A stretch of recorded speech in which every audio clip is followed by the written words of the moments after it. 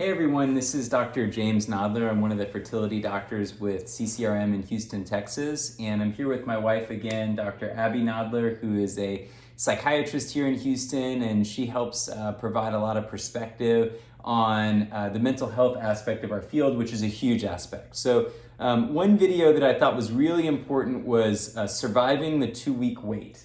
So for those of you new to fertility and infertility, the 2-week wait is basically after we've done a treatment, like for example, after ovulation, which can be like trigger shot and a Clomid cycle, or after embryo transfer, it's actually a 9-day wait, but we'll call it a 2-week wait anyway. That's kind of the classic thing. Between, we've done our treatment and we're waiting for the result. And this can be a really, really difficult time for our patients, a big time of uncertainty, and we're already in an uncertain time here with COVID, and it's a big stressor. So I wanted to get some of Dr. Nodler's ideas and thoughts about, how do we survive the 2-week wait, and what are some things we can do there? I think the most important thing is if right? The thing is to say to your team, like, how long should I wait for these results, right? And if they say 9 days, 2 weeks, then the trick is to focus your mind, just like you would do exercises, in the gym to build a muscle. You have to build this sort of patience and tolerance muscle of saying, okay, that's my next sort of check-in time, and really thinking and ruminating over all the hundreds of different possibilities in that time period will only serve to fuel that anxiety of the unknown. It is a period of unknown, so you want to look at tools for distraction, tools for engagement, things to do to keep your mind off of it. So, planning activities, planning time with friends, being around people, right? And maybe if your partner has to travel, maybe that'd be with a good a mask time. on, of course. Right. Maybe that'd be a good time for that business trip or trip to be delayed, so one is not alone.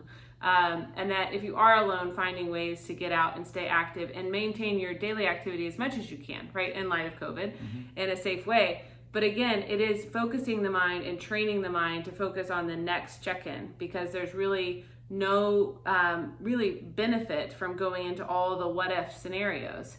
It actually fuels anxiety and insomnia, self-doubt, which actually in the brain can create stress hormone, which is not something we want, or we will have, but we want to mitigate as much as possible. Yeah, and so you brought up something there, which is the what ifs, right? And so I notice this in my patients all the time is we're only at, maybe we're just talking about doing an IVF cycle and we're already getting into, well, what if that one doesn't work? What if I do 2 cycles and those don't work? What if my husband's sperm is bad on the day of retreat? What if this, what if? And I try to kind of rein it in with some of my patients and say, look, we've got to take this one step at a time. We want to look at the big picture, but you kind of drive yourself crazy if you try to look at every what if. I mean, how do people kind of stop that? How do you kind of rein that in? I mean, it's tough to do. Yeah, and a lot of those what ifs are worries that live in our head and go round and round. And so they might just change slightly the next go round into something else, and it takes you down like these rabbit holes.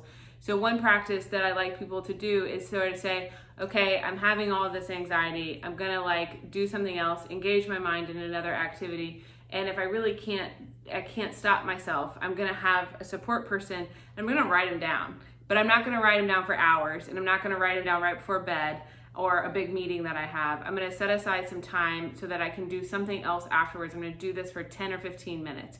So I'm gonna write it down questions that I have for my team, or thoughts or worries that I have, and then I'm gonna leave them there. And then if I still have them 2 hours later, I can circle back to them, but it's for a finite amount of time, and it's best done with someone. So one's not alone in that exercise, because then you're holding yourself accountable, which is a really hard thing to do. And we tend to give ourselves more leeway than we should.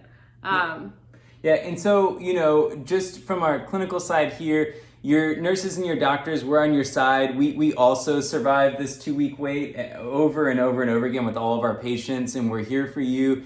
We definitely try to communicate as best as we can, and call us if you need to talk. We're on your side and we're on your team. And so thanks again for joining us.